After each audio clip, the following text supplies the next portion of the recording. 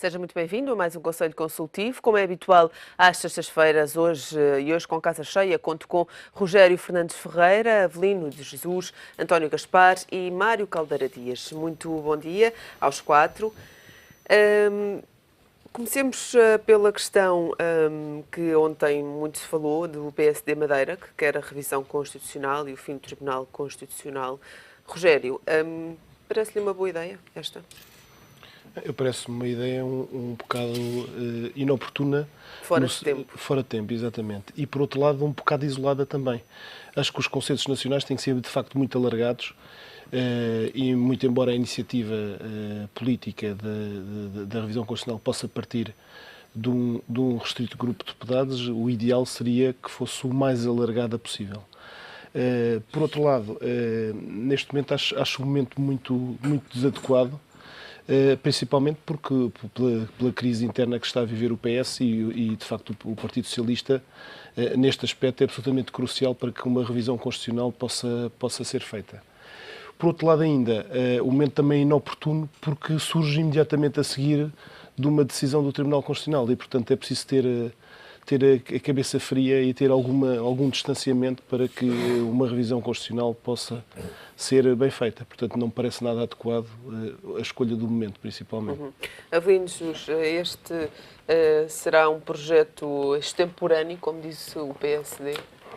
Eu julgo que vamos ver, eu julgo que não é? Pelo seguinte, se estão recordados, neste atual ciclo político, o PSD, portanto, tinha no seu programa, portanto, nos seus objetivos, uma revisão constitucional. Portanto, inicialmente, portanto, esse era um cavalo de batalha muito importante, sobretudo, portanto, da linha do Passos Coelho, não é?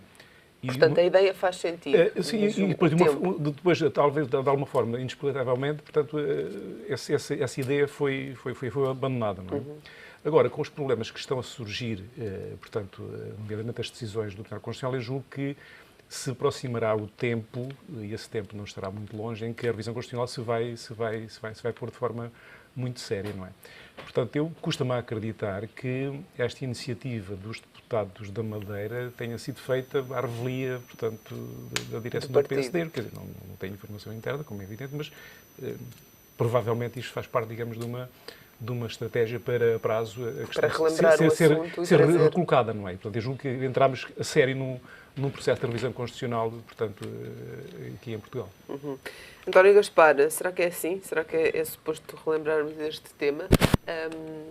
Será que este tema deve fazer sentido neste momento ou será que deve ser relembrado depois das próximas eleições legislativas? Agora, bom dia. Eu não sei se é o timing exato neste momento, não é? Agora, penso que há uma outra questão que não foi aqui focada, que para mim é bastante importante. Independentemente de se extinguir o Tribunal Constitucional e de passar, digamos, como foi, pelo menos os deputados da Madeira deram a entender, que iria ser, digamos, uma secção de um outro órgão do Supremo Tribunal de Justiça ou de um outro órgão da República Portuguesa, acho que o mais importante é o escrutínio de quem decide, não é? Porque estando autonomamente ou estando, digamos, numa secção de um outro tribunal, eles vão decidir da mesma maneira. Portanto, eu acho que o que faz aqui sentido é escrutinar os juízes e mais, pôr agora pela primeira vez a obrigatoriedade de quem for juiz do Tribunal Constitucional, ou do Tribunal, ou se não houver o Tribunal, uma secção de um Tribunal que avalie, digamos, a constitucionalidade das leis portuguesas, ter uma licenciatura em Economia. Porque não podemos esquecer que só, todos estes embróglios que têm-se sucedido ultimamente, vistos exclusivamente à luz da lei, não vai a parte nenhuma. Quer dizer, não há português, do mais esclarecido ao menos esclarecido, que não tenha ouvido falar 100 vezes, 200 vezes, nos últimos um ano e meio, sobre os princípios da igualdade, o princípio da proporcionalidade, que as pessoas, e que anos, não é? As pessoas já estão fartas disso. E os próprios juízes do Tribunal Constitucional, que pregam tanto o princípio da igualdade, os portugueses não percebem porque é que eles não pregam o princípio da igualdade para eles, quando os portugueses, para se reformarem, têm que ter 30 ou 40 ou 50 anos de serviço. Eles, com 12 anos, reformam-se. Aí já não há princípio de igualdade. Relativamente aos servidores do Estado, porque é que os empregados são todos da iniciativa privada? O Estado não pode despedir. Aí também não há princípio de igualdade. Há para umas coisas, não há para outras. Portanto, quer dizer, e podia aqui desenvolver um rol, digamos, de justificações que não abonam de maneira nenhuma em função daquilo que foi decisão do Tribunal Constitucional. Portanto, para os juízes perceberem o que se passa na esfera real da economia, que é isso que nos interessa a nós, e as implicações que estão na esfera real da economia, as decisões que eles enfim, têm vindo a preferir ao longo deste tempo, eu acho que o escrutínio dos próximos juízes, ou do Tribunal Constitucional, ou de uma dependência de um outro tribunal qualquer, mas que apreciassem a constitucionalidade das leis, sim senhor, serem pessoas da área do direito constitucional e também ter uma licenciatura em economia. Para quê? Para perceberem a envolvente da decisão e para conseguirem ver o alcance que tem depois nos portugueses, que é o mais importante, que o Tribunal Constitucional e digamos, todos os organismos de Estado, digamos, o país, são os portugueses, para ver o alcance que têm essas medidas nos bolsos portugueses, na vida dos portugueses e na sustentabilidade dos portugueses, não só digamos, no presente, mas também depois no médio e no longo prazo. Mário Caldeira Dias, acha que esta proposta de fim do Tribunal Constitucional eliminaria estes problemas que têm acontecido nos últimos tempos ou facilitaria aqui ao governo? Não, a proposta é um nado morto e toda a gente sabe isso e que não teria qualquer espécie de viabilidade, porque é preciso contar com os votos de 2/3 que implica o PS também, mas o próprio PSD veio dizer que não estava de acordo. Agora, dada a experiência que têm os políticos madeirenses, sobretudo aquele que apareceu, também custa-me acreditar que, sabendo isso, mesmo assim o tenham feito. Também tenho a ideia que isto é uma iniciativa articulada para causar algum desconforto e pôr um pouco de pressão sobre o Tribunal Constitucional. E também, em relação à Madeira, eles estão sempre interessados numa revisão constitucional porque é sempre uma boleia para a alteração do Estatuto da Madeira e da posição que a própria Madeira tem face ao continente. Nessa maneira, os objetivos de fundo prováveis podem ser coisas desse tipo. Não é? Agora, o Tribunal Constitucional, como disse, não é o problema, como tínhamos aqui discutido no último dia, não é o problema dos princípios, mas é o problema do subjetivismo das interpretações que acabarão por existir sempre. Haverá alguma maneira de pacificar esta relação com o Tribunal Constitucional? Provavelmente esta questão de pedir pareceres antecipados é uma das formas de o fazer, não é? Mas essa pacificação nunca existe porque haverá sempre uma Constituição, haverá sempre um Tribunal Constitucional e haverá sempre medidas que são constitucionais ou não. Nós agora estamos num período particularmente difícil e exagerado, em certas perspectivas, como já vimos aqui, as coisas podem ter relações pendulares, mas o problema em si, embora com menor dimensão, existirá sempre. Não é? Mas faz sentido que exista um Tribunal Constitucional, na sua opinião? Há países que não o têm, não é? Pois não têm, mas a nossa tradição é essa. Ainda por cima, o nosso Tribunal Constitucional está ligado a um processo democrático do 25 de Abril, que é um processo com 40 anos. Portanto, face à história e ao enquadramento do seu nascimento, é pouco provável que em Portugal haja condições para que, do ponto de vista político, os partidos venham a optar pela anulação do Tribunal Constitucional. Não parece que haja condições em Portugal, dada a história do processo democrático, que isso possa vir a acontecer. Um outro tema que tem e que continuará, pelos próximos meses, a aquecer o país é a crise no PS. Esta foi uma noite longa para o Partido Socialista, foi uma noite longa no Rato. Rogério, ontem na reunião da Comissão Política Nacional do PS, Assis dizia que era imprescindível o entendimento sobre as regras primárias. É imprescindível que Seguro e Costa se entendam neste ponto? Se é que isso é possível. A questão é que, digamos, a imagem que está a passar da crise interna do país para o público, eu acho que é uma imagem negativa, porque dá a ideia de jogos de secretaria que não são positivas para a discussão das verdadeiras questões, que são as do PS, mas que são também as do país. De modo que, digamos que o que passa na comunicação social sobre a crise interna do PS, julgo que não é bom, mas também estamos a ver as coisas no curto prazo e no imediato. Eu julgo que digamos, esta discussão que está a surgir no seio do PS vai permitir uma mudança de ciclo política que nós vamos assistir mas provavelmente. Acha positiva esta discussão interna? A discussão interna acho positiva. O que não acho positivo é as imagens que passam para o país das oposições que se encontram dentro do próprio Partido Socialista. Mas há para já uma oposição em que nenhum deles parece se entender que é a questão das próprias eleições, não é?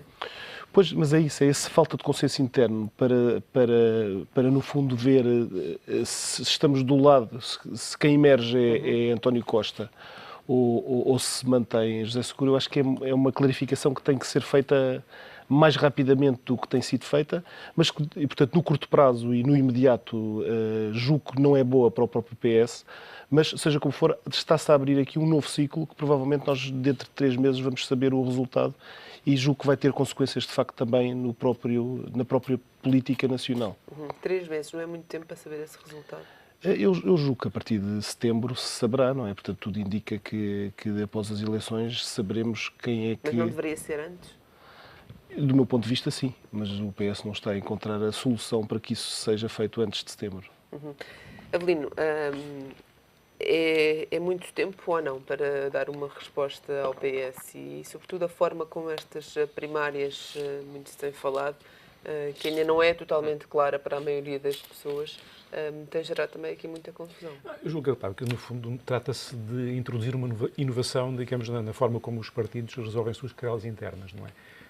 E é uma inovação que não é simples de introduzir, portanto, face à complexidade da questão que está em cima da mesa, eu julgo que o tempo que está previsto não é demasiado, não é? Portanto, organizar um processo eleitoral em que os simpatizantes... Ou seja, o facto de termos primárias justifica a data de 28 de setembro? Sim, parece-me que sim. Parece-me que, claro, que se não houvesse essa inovação, portanto, a resolução poderia fazer-se mais rapidamente. Agora, com esta nova metodologia, recorrer aos militantes, que não estão aos simpatizantes que não estão inscritos, portanto, fazer um processo eleitoral, portanto, que nunca se fez em Portugal e, portanto, muito menos também no interior do PS, parece-me que é um tempo razoável. E tendo em conta a elevada abstenção que normalmente se tem nas eleições, acha que os portugueses vão aderir a estas primárias do PS? Eu julgo que muitos vão aderir, até porque vai haver, como estávamos há bocadinho a falar ali fora, vai haver uma caça, digamos, ao simpatizante. Portanto, as duas correntes em presença vão fazer um esforço muito apreciável para captar simpatizantes e, portanto, não vão estar à espera que sejam as pessoas a dirigir-se ao partido e a inscrever-se para votar, mas vão ser eles próprios questionados e, portanto, digamos, vai haver uma angariação de tempos muito sistemática. Não é? Esta caça ao voto, António Gaspar, não tem sido, já de certa forma já começou, e não tem sido fácil, não é? Temos tido um António Costa que já foi veiado e algumas confusões que já começam a surgir. Se assim for até dia 28 de setembro, muito ainda há para se passar no Partido Socialista. Sim, é verdade, tem razão. Eu acho que, e sempre fui partidário, não é? Qualquer situação de conflito, qualquer situação, digamos, de dificuldade, deve ser resolvida o mais rapidamente possível. Até para evitar essas situações que falou, não é? Que depois, prolongando-se no tempo, há sempre a probabilidade de se multiplicarem situações que não são agradáveis, não são de todo para as pessoas que as preferem, não são, digamos, não vêm aureliadas com uma situação de bom senso. Portanto, eu acho que essa situação deve resolver-se o mais rapidamente possível. Agora, é interessante ver uma coisa. Repare, quando o António Costa decidiu avançar, as conselheiras distritais do Partido Socialista vão quase todas com o seguro. O que é que tem vindo a verificar neste momento? Tem vindo cada vez mais adesão, portanto, distritais e conselheiras que saem, digamos, da esfera do seguro para aderir ao Costa. Se me perguntar se há alguma diferença entre projeto dos dois, eu não conheço que haja uma diferença entre projetos dos dois. Aliás, eu não conheço ideias a nenhum deles que sejam ideias, de facto, alternativas àquilo que temos neste momento. Agora, o que eu penso que está em confronto são duas pessoas completamente diferentes. E aí sim, aí o António Costa é uma pessoa que eu, digamos, fazendo uma avaliação amanhã, se tivermos um Primeiro-Ministro ou seguro, o António Costa, não tinha dúvidas nenhumas que escolheria o António Costa como Primeiro-Ministro do que o seguro. O seguro é uma pessoa que não tem o perfil, a meu ver, não tem um perfil, nem tem a experiência, não é? Porque, repare, gerir a Câmara de Lisboa é como gerir o Ministério mais pesado do Governo português. Portanto, tem um orçamento que muito equivale aos orçamentos do Ministério das Finanças, do Ministério da Educação e do Ministério da Saúde, são aqueles mais pesados em Portugal, da Segurança Social também. Portanto, eu já tenho experiência grande da gestão, digamos, do Ministério, que é a Câmara de Lisboa. Portanto, isso dá-lhe digamos, uma grande entorragem, não é? Para ele enfrentar os desafios difíceis que estão por frente em termos de governança no país. Portanto, agora, em termos de projetos, a mim, neste momento, e há pouco, de manhã, antes de vir para cá, por acaso estava a ouvir o seguro na televisão a dizer que se expunha para ter debates na televisão para que confrontassem projetos.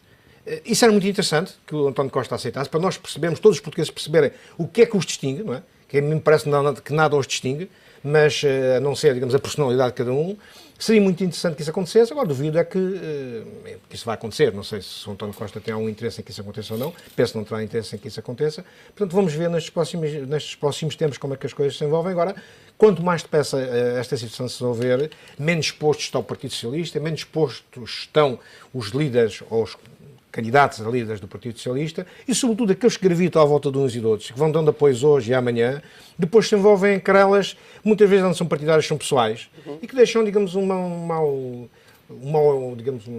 para as pessoas que estão, digamos, para os portugueses, deixam a política muito mal vista. Portanto, percebem que há ali claramente um tentar ganhar, um tentar contar de espingardas a favor de um ou do outro e que há um pouco de um princípio, digamos, maquiavélico que está por trás daquilo. Portanto, ou seja, para atingir os fins, os meios não interessam, não é? Mas acha que, a avaliar pelo trabalho de António Costa na Câmara de Lisboa, podemos dizer que é um trabalho, um saldo positivo? Claramente, quer dizer, esse é o principal trunfo que ele tem, quer dizer, eu acho que em termos de projeto, volto a dizer, não vejo neste momento que hajam diferenças de projeto entre um e outro.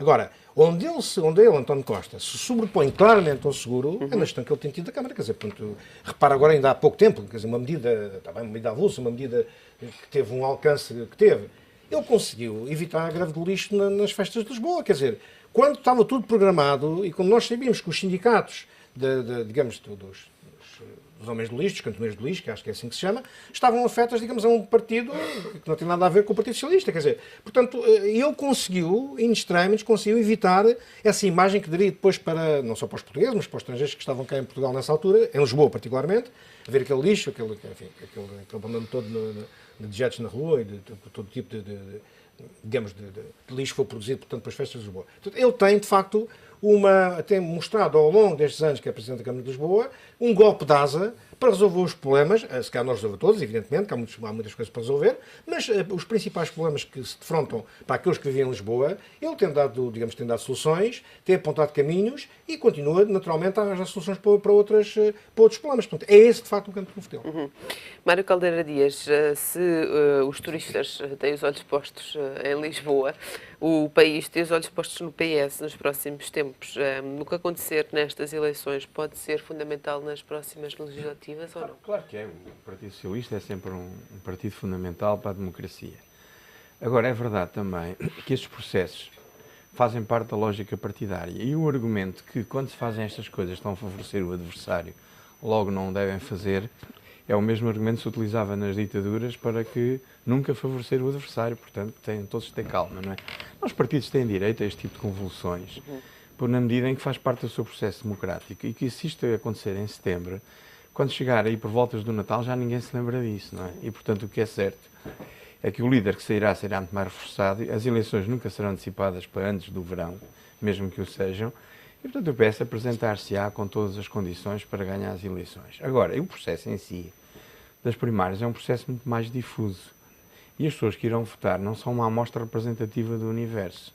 São aquelas que se empenharam em inscrever-se. É como nos concursos telefónicos. Mais do que as pessoas que acham que é que sim ou que não, são aquelas que telefonaram a dizer que sim ou que não. E, portanto, isso faz com que o processo, de facto, seja muito mais aleatório e muito mais imprevisível do que parece à primeira vista. Mas, de qualquer forma, esta semana aconteceu uma coisa muito interessante, pouca gente deu por isso, foi aquilo que os dois candidatos fizeram em demarcar-se da área socratista. Porque também julgo que as pessoas do Sócrates foram um pouco inteligentes, porque ao começar a aparecer todas em público, deram a ideia que o Costa podia estar eventualmente aprisionado pela toda a entourage do próprio Sócrates, que estão muito preocupados, certamente, com as listas de deputados das próximas eleições, não é? Portanto, essa é a novidade. E um deles até veio dizer que um partido que não respeita o passado não tem futuro. Eu acho o contrário. Um partido que não faz bem as contas com o passado é que não tem futuro, não é? E, portanto, essas contas com o passado devem ser feitas e devem ser bem feitas. Porque não se pode, é óbvio que as coisas vêm muito de trás, não é? Mas também o José Sócrates não se pode apresentar agora em público como se não tivesse nada a ver com isto, quer dizer. E muito se tem falado recentemente do passado, não é? Tem alguma coisa. Eu acho que devem fazer bem. Sim, e devem fazer bem as contas com o passado, de modo a que, de facto, as pessoas reconfiem novamente no PS. É preciso fazer essas contas para haver essa porque se as reconfiança nas continuam- próximas eleições? Claro, se as pessoas continuam a ver no PS o mesmo PS desse tempo, as mesmas pessoas, as mesmas caras, os mesmos princípios, é claro que não confiarão no PS, confiarão, sim, numa imagem nova, reconvertida, com outro tipo de aspirações.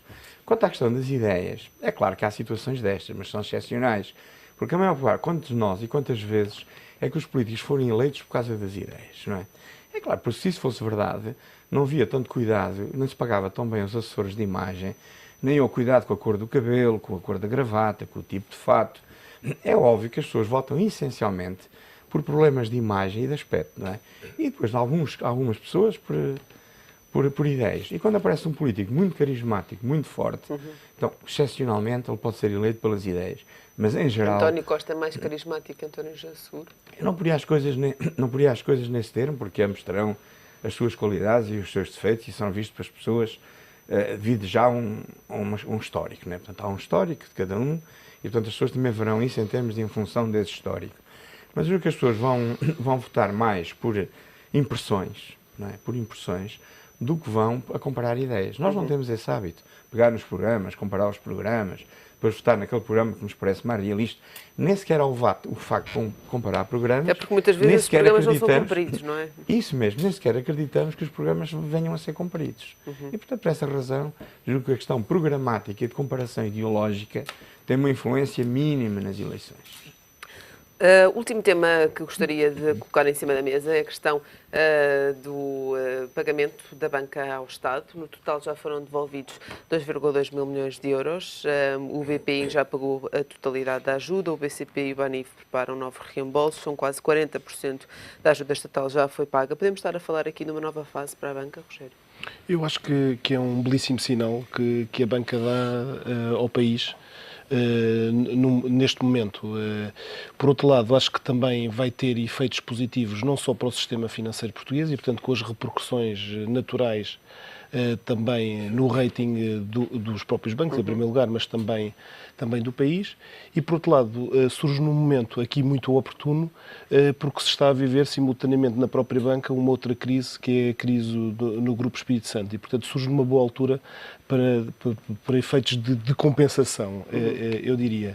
Sendo certo que também a situação que se vive hoje no país, ao nível da banca, provavelmente não é aquela que se vivia há 3 anos. E, portanto, os problemas e as soluções que se encontraram há 3 anos para a resolução de alguns problemas, hoje e no futuro próximo, provavelmente também não seriam as mesmas caso houvesse crises pontuais dentro da banca. Portanto, eu diria, em primeiro lugar, que é, de facto, um bom sinal esse pagamento. Avelino, esta aceleração também se deve com o elevado custo destes empréstimos também, não é?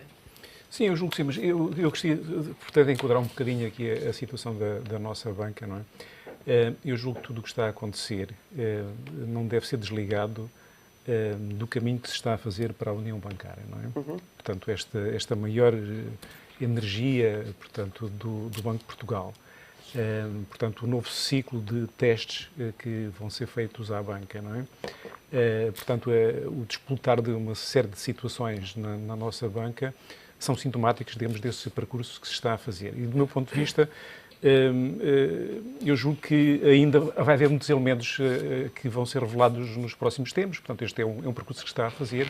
É o início de um percurso. É o início de um percurso e, portanto, eu julgo que haverá muitos elementos ainda que nós iremos conhecer nos próximos tempos. António Gaspar, qual é a sua opinião? Não, a minha opinião é completamente diferente. Não é? Eu acho que temos que ver porque é que os bancos estão a pagar. Repara, o REOR dos últimos anos, sobretudo do ano passado, foi menos de 16%. O que é que isso quer dizer? Em termos gerais, a banca teve prejuízos. Quer no ano passado, quer no outro, quer no outro. Como é que é possível libertarem dinheiro para fazer esses pagamentos? Há aqui 2 situações que ninguém diz, quer dizer, mas isso é que deve ser dito. Aumentos de capital. Veja o que aconteceu com o BANIF, vai o que aconteceu agora com o BCP, que vão fazer aumentos de capital. Portanto, são os aumentos de capital que estão a libertar meios financeiros para fazer o pagamento e depois são um conjunto de cortes, desde logo na publicidade institucional, nos custos administrativos, nos custos de gestão da própria instituição, nos custos com o pessoal, nos custos com as agências, que cortam agências. Portanto, há um conjunto de custos que estão a ser cortados e é essa margem financeira, não a margem financeira, porque a margem financeira, apesar de ser positiva, não consegue... Tenho que dar a palavra ao Mário Caldeira, temos pouco tempo. Não concorda com esta ideia do António Gaspar? Não faz sentido que assim sejam estas contas? Não, ele é da banca e certamente saberá isso melhor que nós. De qualquer modo, é preciso ver que esta questão não deve ser interpretada apenas à luz do Banco de Portugal, porque o Banco de Portugal hoje é apenas uma peça de uma coisa que se chama Sistema Europeu de Bancos Centrais, não é? E essa ótica é verdade, mas também é verdade que os bancos estão a pagar, não aparentando essa situação financeira, mas também com um processo de regionalização, que tem este tipo de implicações, mas que esperemos todos que corra bem, porque o sistema financeiro é o coração do sistema económico, não é? Muito obrigada a todos. Conto convosco na próxima semana para mais um Conselho Consultivo. Este fica por aqui.